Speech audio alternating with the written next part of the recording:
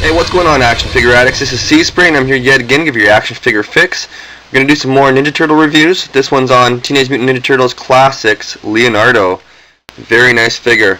Of course, we will be taking a look at the rest. Next up is going to be Raphael, then Michelangelo, and then Donatello. So quickly here, let's just take a look at the package. It's Canadian packaging, has bilingual language and writing all over it and whatnot. 34 points of articulation. And of course he comes with a couple of swords and really retro looking packaging back from the 80s and early 90s. You got the back of the card here, as you can see, just some write-ups and stuff. If you care to take a closer look at any of this, you can check out my photos. Then we got some classics, old cartoons, with the group shot of the turtles there. And then you got the 4 turtles on the bottom of the package. And up next for the series we have Bebop and Rocksteady. I'll talk about more of that in a different video. And of course he comes with a display stand, which is a sewer lid with his name, and it says Ninja Turtles on there and stuff. Okay, so let's just take this guy out of the package and go over him further detail. Here we have Leo out of the package, and wow, I thought I liked these things in the pack. Out of the pack, these things are even so much more better. Very fun, very cool, and brings back so much memories, that's for darn sure. So what can I say about this thing? You know, it looks really good. Nice coloring, nice detailing on there. You know, it's very simple, very cartoony, but at the same time realistic in a sense. My main flaw, I guess if I had to nitpick about one little thing, would be the eyeballs. You know, I might end up painting the pupils white. I don't mind that look. These things are kind of crooked. I tried to pick the best ones out of the package that I could. A lot of them, the eyeballs might be looking left or right at the same time. You know, it just, or you know, just really crooked and offset, and a lot of people end up painting their own and either repainting it or whiting it out, or just, you know, some people even leave it and they don't. But you know, they don't look too bad. But if you have a group shot of them, you just have to pose them in the right way. That way they're kind of all looking at the same direction. But if you don't, if you have them all just kind of just standing there straight, everybody's looking a different way, and it looks kind of weird. And it throws the balance of the team off, in my opinion. So, you know, what can I say about this thing? Aside from the simple, nice, clean look, it has, again, I think it was 44 points of articulation. You know, that's a lot to point out. I'm not going to point it out. You know, we will go over all that articulation and posability and stuff in a few seconds here. So I talk about the figure in a little bit more detail. Let's take a closer perspective on this guy. He also, again, comes with weapons and some accessories. I'll show you that also in a few minutes too. They captured the essence of the figure dead on, in my opinion. It looks great. Again, when I just look at this thing and play around with it, it just brings back those awesome childhood memories that I had growing up with these things, or these characters, I should say. Each turtle they have their own expression. When you had pictures and clothing and stuff of the turtles back in the day, you know, just to point out, Raphael always had the open mouth on each side, and each other guy had, you know, one side open and the other side open, or none open at all. And they did that with these figures, and that's pretty cool, I think, also. And aside from the clean look, you got the nice detailed kind of clothed look of the wristbands and the mask, you know, with elbow, wrist, facial mask, and knee pads. You can check that out. And of course, again, each character has their own color and stuff like that. Pretty much all the same mold. I didn't actually take a closer perspective and see if each body frame is the same, but I'm pretty sure it is. Aside from the head sculpt, of course, and the colors, and you know, of course, the weapon harness and stuff like that, and weapons, of course. But yeah, cool. So what can I say? Let's take a look at his swords. I really like the swords here. They're in their casing, of course. You got 2 swords. Really cool. Just stand them up. 2 katanas. Not real ones, of course, not real metal. Ooh, ouch! But you have the 2 swords, very nice. Very simple. You have the blue handle, and not much detailing on there, but yeah, pretty simple. They're a little bit firm, not too bendy, which is cool.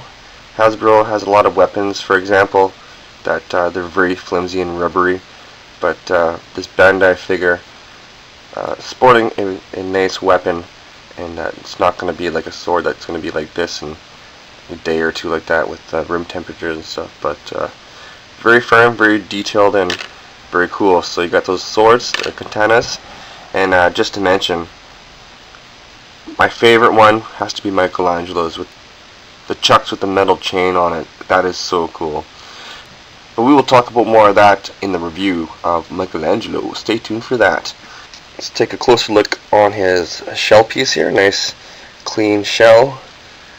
Not much on there. You can see, of course, the casing for the swords. Very cool. And actually this is a bit more rubbery than the actual swords, which is not a big deal because it's just the casing. And looks pretty cool. Let me slide these back in there. And it doesn't matter which way you put it in. You can put it in this way, or you can rotate it 180 and put it in. It goes in either way. So it's up to you, however you like it. And of course the strap goes all the way around his chest here, connected to its belt. And the belt, it kind of goes around his body, and there's another belt, a fake belt that kind of starts at the shell and then goes around the shell, and then it's connected to this piece, which then wraps around his shell, connected to that false belt piece at the back there. So that's how it's able to move around so freely and not get messed up. So you can see the offset of the belt there. But it's effective. It's not even a bother at all. I don't think the belts, it might be able to unclip, but I'm not sure. But why would you want to? You know what I mean? So you know what, let's just jump into articulation. His head can rotate 360. You can go up pretty good, go down. Very awesome articulated figure. Very, very cool figure in the sense of articulation. And for a ninja, you gotta have that. So his shoulders can rotate 360, and they can go up and down pretty good. 360 movement at the bicep, 2 points of articulation at the elbow, and it it's nice and loose, but then it also holds pretty good. A lot of times you have figures that as soon as you get past that tight point of movement, they may be flimsy and fall and stuff like that, but these guys are actually pretty good for the most part at the current time. Hands can rotate 360 at the wrist, and then he has three points of movement at each finger actually moves, so there's 3 points. 360 at the thumb, goes in and out. Really crazy articulation on these guys actually.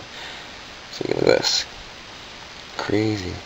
This thumb is actually blowing me away. It goes in and out, 360. That's crazy. The only thing that's kind of weird is this hand piece there. But if you have it straight, it's not too bad. Then as soon as you bend it, it looks like he has this mitt, kind of upper hand glove piece on there, whatever you want to call it. But looks kind of weird. And of course, each finger moves. Pretty sweet.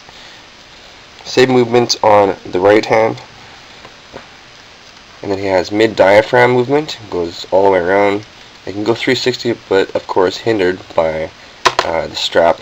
And as you can see, actually I didn't know that at the time, this piece does come off.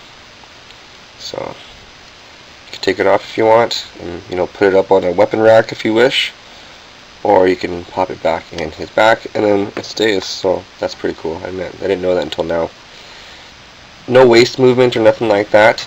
His legs can go forward and back, in and out, 360 at the inner thigh, and then there's a cut there, but I'm not sure if they move. It should move at the thigh, the mid part of the thigh here. 2 points of movement at the knee, in and out at the ankle. I don't think there's an ankle pivot for a side foot movement or nothing like that, but you got toe movement. Each toe moves, both of his toes. And actually it's pretty cool. I just noticed this now. It even moves for the articulation at these two fingers. it actually moves kind of back and forward, which is kind of crazy. You get these kind of pretty crazy poses. That's for darn sure. So that's pretty much it. So this has been the video review of Teenage Mutant Ninja Turtle Classics Leonardo, brought to us by Bandai.